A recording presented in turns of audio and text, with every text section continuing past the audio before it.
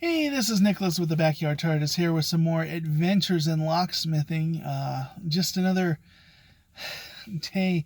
As I mentioned in my last video, I am having a series of really bad automotive jobs. And so I talked the last one about a Honda that I ended up not getting paid because there was too much wrong with the vehicle. I couldn't finish the job. And maybe they'll call me back, maybe they won't. So that was the start to my day. Frustrating. Worried that put my day in a bad mood from the start. Okay, what's the next vehicle? Now, after that one, didn't have a battery, all that. I pull up to a house and I'm like, oh shoot, I know this house, low-end area.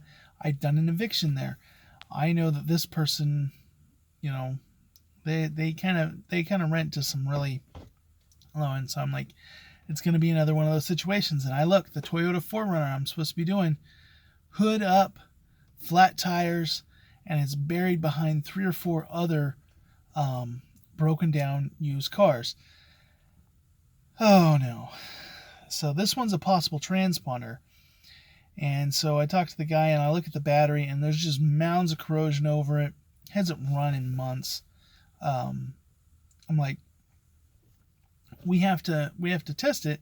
Now I left my battery jumper box at home, and there's all these other used cars around it, so I can't get my van in with the jumper cables. So the guy's like, well, I'll take the battery out of my car. You can see how exhausting this stuff is. It's really taking it out of me. It's over 100 degrees today, and it's just back to back to back, working on these cars out in the heat. So he's working on transferring that, and I'm working on making a key.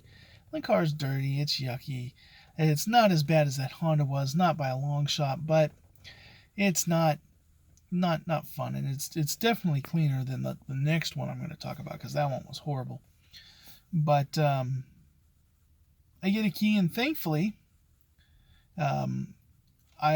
he's still finishing up the battery. I help him finish putting it in, and it's not chipped, so it's the cheaper option, and I'm thankful for that.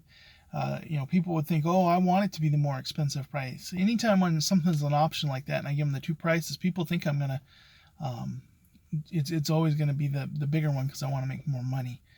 I have no control over that. In fact, typically with a chip, I'm not making, even though I am charging you more, I'm not really making any more.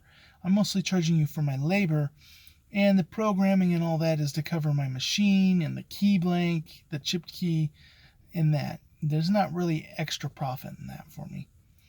And but there's more chances that it won't work, because what if the car's computer's wiring is bad? All that stuff could be wrong. So I'm real happy it's not a chipped key. So we do our thing, get out of there. Now this is one that wasn't the most pleasant car. It was hot. It was all these out in direct sun, and these other cars around it, and it's just hot.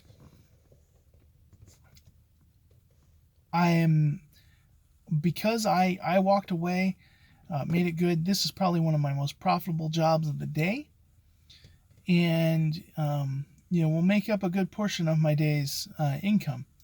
So as frustrating as it was, as much as it looked, right even from appearances, as one I should have just walked away from, it ended up being a decent paying job. And it's a lesson, because I walked into it already with a little chip on my shoulder from the first one that I had to just walk away from, that I talked about last time. But then I came to the third car, and that will be the next video. So once again, this is just Adventures in Locksmithing. Hope everybody is having a good day.